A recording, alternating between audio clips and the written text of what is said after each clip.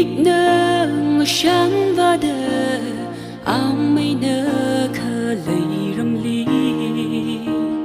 ngồi sáng ly ngồi sáng đờ chỉ mịch nơ tuôn rồi thang ngồi chờ kyang imam gặp phong hi ngất cao lê lấy cả xí lê mà xa lê đó yêu quý khăng ngờ cao khô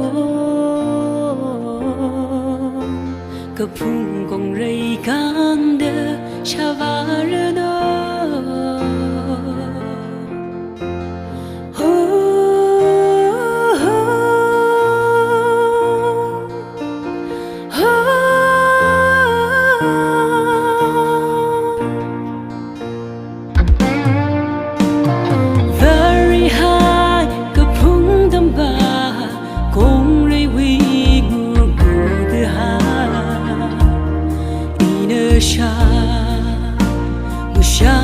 sáng đơ chẳng ra hor chẳng ri ngất chờ kyang imam gặp phung hi li ngất cao lê lấy cả xí lê